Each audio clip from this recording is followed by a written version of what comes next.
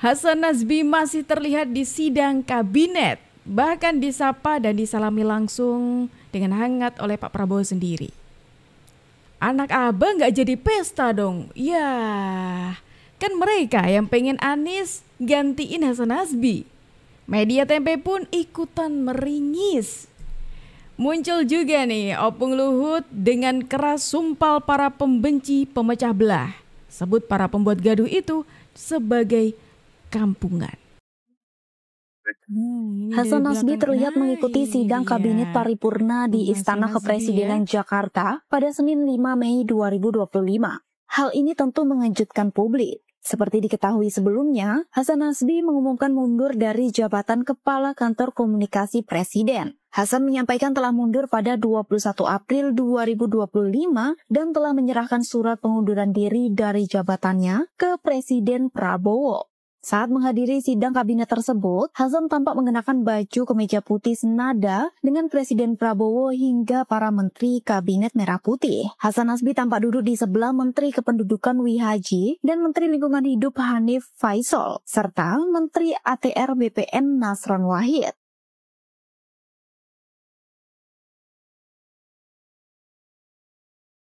Nah, itu dia potret ketika Bung Hasan Nazbi ini menghadiri sidang kabinet paripurna yang dilaksanakan di tanggal 5 kemarin, teman-teman. Pasti kalian terkejut banget karena sebelumnya sempat ada sebuah postingan dari Bung Hasan Nazbi ya yang menyatakan dirinya itu mengundurkan diri dari kabinetnya Pak Prabowo Subianto. Juru bicara saya kesleo. Ya namanya manusia dia juga baru menjabat dengan. Di sana sini ada kesleo. Wajar, ada khilaf wajar, karena kita ada menteri-menteri yang sudah senior, sudah lama pengalaman, ada yang baru, ya kan, baru menjabat. Saya aja baru menjabat berapa hari, presiden salah jalan di Istana Merdeka.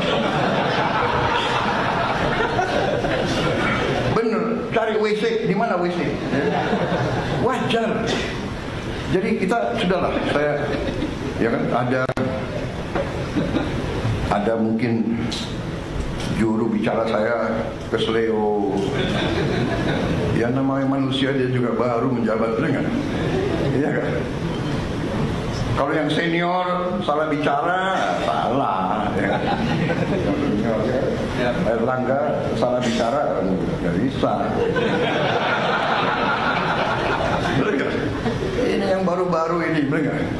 Oh, ini pernyataan dari Pak Prabowo Subianto yang soal beberapa waktu yang lalu sempat ramai soal Bung Hasan Nazbi ini dari pernyataan Bung Hasan Nazbi, teman-teman. Dan menurut Pak Prabowo Subianto ini hal yang wajar. Wajar karena ini masih baru kan gitu. Sama seperti di eranya Pak Prabowo ini di awal-awal dulu banyak orang yang ambisi sekali pengen udahlah ini cepat selesai masalah korupsi dan lain sebagainya, ini cepat diselesaikan lah gitu. Tapi kan tidak bisa seperti itu, pelan-pelan, proses dulu seperti itu, sama seperti Bung Hasan Nazbi. Masih awal, ya wajar lah kalau mungkin ada beberapa kesalahan, karena masih awal. Dan bahkan Pak Prabowo ini sampai menyampaikan ini di rapat paripurna, sidang paripurna, teman-teman. Sepertinya saya tahu teman-teman, kenapa Pak Prabowo ini memberikan respon seperti itu dari hal-hal ramai soal Bung Hasan Nazbi nih. Soal kesleo tadi, soal menterinya yang mungkin ada salah ucap tadi. Saya tahu nih penyebabnya. Bapak Presiden sudah kami laporkan mengenai adanya rencana pengunduran diri dari Kepala PCO, Bapak Hasan Nazbi. Nah, tapi beliau menyampaikan bahwa saya akan mempelajari terlebih dahulu. Belum kan mau dipelajari. Iya, mau dipelajari itu kan maknanya macam-macam. Ya bisa jadi maknanya kan beliau, mohon maaf ya, misalnya bisa jadi kan tidak berkenan Pak Hasan Nazbi mundur kan. Ya, kita tunggu keputusan dari Bapak Presiden. Gitu. Oh, ini pernyataan langsung dari Pak Mensesnek ya, soal Bung Hasan Nazbi ini memang sudah menyampaikan pengunduran diri, tapi itu belum diteken oleh Pak Prabowo Subianto. Dan seperti yang aku bilang tadi, Sepertinya saya tahu penyebabnya apa. Kalian masih ingat gak sih teman-teman soal orang-orang toksik? Masih ingat gak? Nah, dengan adanya statementnya Opung Luhut waktu itu dan dengan kita lihat ya, banyak orang yang coba untuk merecoki Pak Prabowo dengan menggoyah sana-sini. Melalui para menterinya ini, Pak Prabowo tahu kalau ini bisa dimaksudkan sebagai permainan mereka untuk menggoyah satu persatu anggotanya Pak Prabowo Subianto. Makanya dengan Pak Prabowo ini tidak menandatangani atau bisa dikatakan masih mempertimbangkan soal pengundurannya Bung Hasan Nazbi, ini menjadi pertimbangannya Pak Prabowo juga. Bisa jadi Bung Hasan Nazbi ini salah satu orang yang coba digoyah untuk coba merobohkan temboknya Pak Prabowo Subianto. Karena kita tahu posisinya Bung Hasan Nazbi ini sangat strategis sekali. Kita ini harus kompak gitu aja sekarang. Ini keadaan dunia begini, ribut-ribut gini kan kampungan gitu. Jadi kan kita harus fokus gimana mendukung pemerintah. Berarti sama sekali Presiden Prabowo itu tidak menegur Panglima TNI terkait kasus kemarin. Karena kita Dunia tuh lagi begini kondisinya gitu loh. Kok iya ada nih orang-orang yang buat ribut di negeri sendiri, coba merubuhkan pemerintahan, coba merecoki pemerintahan. Ini tuh kampungan gitu kan. Kalau kata Opung Luhut seperti itu. Dan kalau saya pikir-pikir, iya juga ya. Ini posisinya kita itu harusnya ya bersatu, kemudian saling rukun. Bukan kayak gini, coba menyudutkan dan coba untuk merecoki Pak Prabowo dan pemerintahannya. Dengan cara-cara seperti ini tuh kampungan sekali. Dan saya suka bilang, kurangin orang-orang yang toksik di dalam pemerintahan gitu. Maksudnya yaitu, jangan sudah ada dibuat kebijakan, sudah disepakatin, tiba-tiba nanti kamu rubah lagi gitu. Karena kamu menteri apa, karena itu. Kurangin orang-orang yang toksik. Ya, orang-orang yang toksik ini pernah disampaikan oleh Opung Luhut. Dan persis seperti yang aku bilang tadi. Waktu Opung Luhut bilang kampungan. Orang-orang di pemerintahan sudah ngerti gitu ya. Kalau mereka ini ada di pemerintahan coba untuk digoyah. Makanya Opung juga menyampaikan kurangi orang-orang toksik gitu ya. Ketika sudah ada aturannya seperti ini kok masih mau diacak-acak terus nih kayak gitu. Kayak contoh ketika masalah ijazahnya Pak Jokowi. Kan juga seperti itu. Bayangin saja gitu loh, Pak Jokowi sudah menjabat dari wali kota sampai presiden. Masa iya nggak pakai ijazah? Logikanya seperti itu.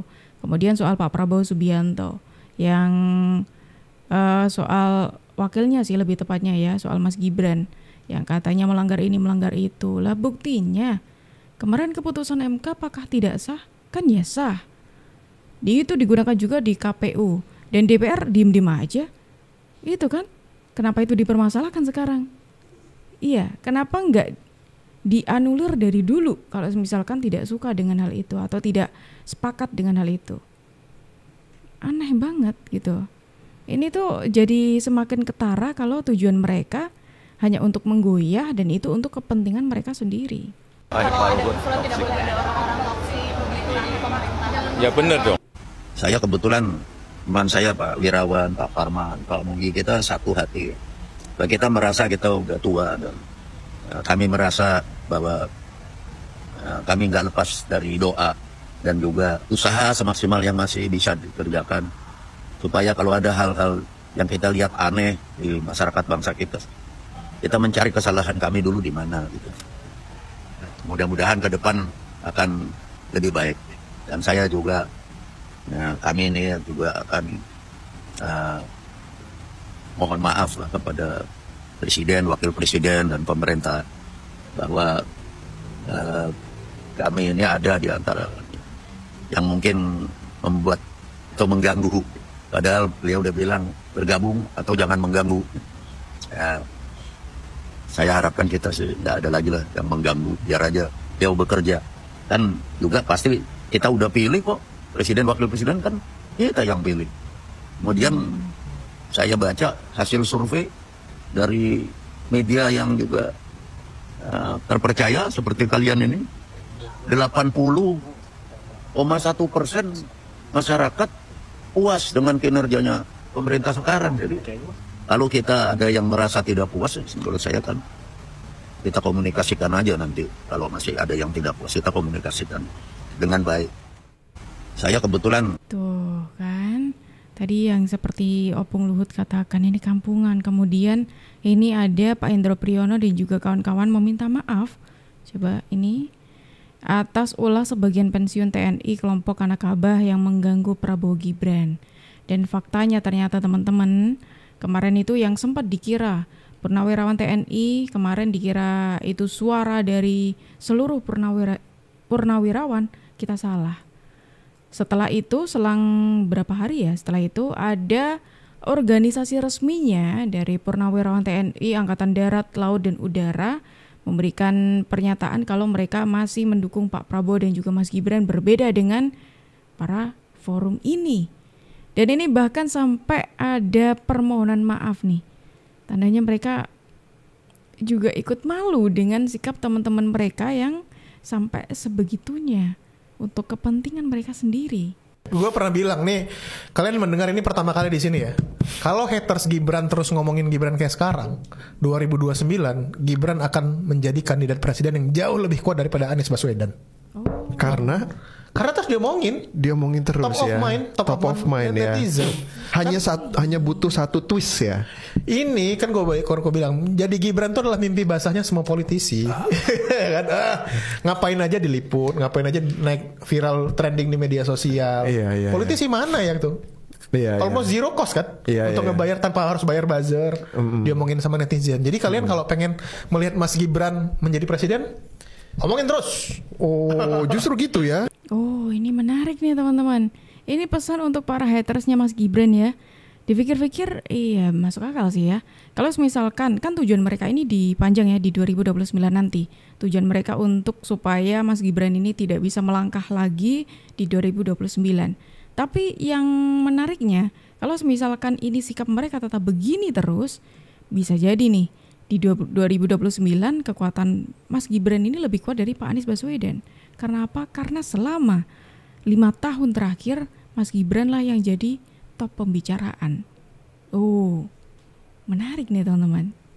Kalau sekarang kita melihat akhirnya Bung Hasan Nasbi itu mengundurkan diri, saya rasa ini adalah antara lain menjadi bukti dari keberhasilan kampanye Tempo dan kawan-kawan. Ya, jadi kan gini, habis acara itu langsung diserang tuh Hasan Nasbi. Yeah. Yang nyerang itu datang dari beragam pihak. Benar. Ya, salah satunya adalah yang namanya Koalisi Masyarakat Sipil kalau nggak salah. Itu gabungan dari ada Elsam di sana, ada Walhi di sana, ada Setara di sana. Itu semua teman-teman. Saya merasa bahwa mereka memang pejuang-pejuang demokrasi yang harus diapresiasi, memang lurus selama ini. Cuman serangan mereka terhadap Hasan itu sangat luar biasa keras. Mereka bahkan minta agar Presiden Prabowo mempertimbangkan kembali nih posisi Bung Hasan. Karena apa? Masa cuma gara-gara bilang kepala babi aja langsung diminta dipertimbangkan untuk dipecat gitu ya? Kok ada Ray Rangkuti? Hal yang sama dikatakannya. Ada pula Hasan Nasbi. Itu juga dikatakan. Jadi bertubi-tubi itu serangan terhadap PDIP. Guntur Romli. Bilang apa dia ya? Harus pecat ya? Mundur aja. Ya. Jadi dari beragam sisi. Kemudian ada pertemuan dengan 7 jurnalis. Pak Prabowo ingat? Iya, Pak Prabowo. Dan Pak Prabowo ketika itu bilang bahwa iya itu teledor dia. Iya, keteledoran kan. Namanya juga masih baru. Nah serangan demi serangan itu terjadi ya. Dan yang saya dengar nih ya, itu sebetulnya di lingkaran terdekatnya Pak Prabowo memang ada orang-orang yang nggak suka sama Bung Hasan. Ya jadi Bung Hasan ini dianggap sebagai seorang, Hasan ini kan pintar, populer, dan sebenarnya orang ini cukup kaya lah. Oke. Maksud saya cukup kaya itu gini. Nanti kutip ya tuh cukup kaya. Kalau dia sampai diberhentiin, dia juga nggak peduli. Iya. Ya. Kalau saya misalnya dikasih jabatan itu, terus tiba-tiba diberhentiin, saya kan tiba-tiba merasa, saya kehilangan penghasilan sekian besar. Kalau orang kayak Hasan Nasbi itu kayak, iya gue juga udah kaya, lo mau berhentiin gue juga nggak apa-apa ya. Nah, tuh kenapa saya ngomongin soal dia kaya ini ya? Jadi Hasan ini ya, terus diserang ya dari berbagai sisi, dan pada orang-orang di sekitar Prabowo itu nggak suka. Ini katanya ya. Saya bukan gaya-gaya bocor halus nih. Oke. Ada semacam menurut sumber. Ini A1 nih. Enggak A1, cuman dia itu menjadi orang yang nggak terlalu populer di kalangan orang-orang di sekitar Pak Prabowo. Karena dia bukan orang dalam, kan dia bukan orang dari Partai Gerindra, dia bukan orang dekatnya Pak Prabowo dulu, dia lebih dekat ke Pak Jokowi ya, dalam perjalanan karier dia itu, sehingga tidak semua orang menyukai dia gitu loh, dan dianggap terlalu menonjol gitu ya, barangkali ya, terlalu, kan biasa kalau di sekolah juga kalau kita pinter kan, kelasnya siapa yang langsung pinter siapa. Oh, ternyata persis seperti dugaanku tadi teman-teman. Bung Hasan Atsbi ini memang orang yang sengaja digoyah untuk menyasar Pak Prabowo, pemerintahnya Pak Prabowo Subianto. Perlahan menyasar perlahan satu persatu digoyah para menterinya Pak Prabowo Subianto, dimulai dari Bung Hasan Atsbi. Kemudian kalau ini nanti jatuh, mereka pasti akan melanjutkan lagi. Seperti yang tadi sudah aku bilang juga, sasaran mereka di 2029. Berusaha untuk mengacaukan Pak Prabowo dan juga Mas Gibran di 2029. Wah, ini bahkan sampai ada nih, saya tahu nih orang yang pengen banget. Sekarang pertanyaannya, mengapa Hasan dianggap harus diganti? Saya rasa para penyerang menganggap Hasan sebagai salah satu tokoh politik yang bisa melindungi Prabowo dari serangan-serangan politik yang seringkali membabi buta. Hasan adalah tokoh pintar yang bisa menjadi benteng pertahanan Prabowo. Dan jangan lupa, di dalam PCO ada tokoh-tokoh muda yang juga intelek, kritis, pintar. Saya merasa PCO ini masih underutilized di setengah tahun pertama pemerintahan Prabowo. Hasan dan timnya ini adalah orang-orang yang menurut saya bisa diandalkan Prabowo. Dan karena itulah, di mata para penyerang, mereka harus disingkirkan. Kejadian kepala babi adalah peristiwa kecil yang tak perlu ditafsirkan sebagai bukti ketidakmampuan Hasan dan kawan-kawan. Saya dan Hasan adalah sama-sama orang Minang. Dan salah satu masalah dengan orang Minang adalah gaya bercanda kami yang kadang memang terasa tidak sensitif di mata dan telinga etnik-etnik lain. Saya paham sekali dengan jawaban Hasan. Ketika itu kan terlihat sekali ada upaya untuk membangun kesan bahwa saat ini ada ancaman serius terhadap demokrasi di Indonesia yang diwujudkan dalam pengiriman kepala babi kepada wartawan Tempo. Saya percaya Hasan Atsbi tidak percaya itu. Saya pun tidak percaya bahwa Tempo sedang diancam. Wartawan Tempo saja bercanda mengomentari pengiriman kepala babi dengan mengatakan kalau mereka akan dikirimi lagi kepala babi, sebaiknya kuping babinya tidak dipotong. Karena itulah Hasan mengomentarinya juga dengan kalimat yang merendahkan arti pengiriman kepala babi itu. Tapi menganggap gara-gara itu Hasan harus diganti, PCO harus dibubarkan, apalagi penggantinya adalah Anies Baswedan, adalah anggapan yang bertentangan dengan akal sehat. Dari apa yang saya tahu, PCO selama ini justru tidak dioptimalisasi dalam komunikasi presiden. Seperti saya katakan, PCO justru underutilized, tidak dimanfaatkan secara semestinya. Musuh-musuh pemerintah Prabowo pun saya percaya tahu itu.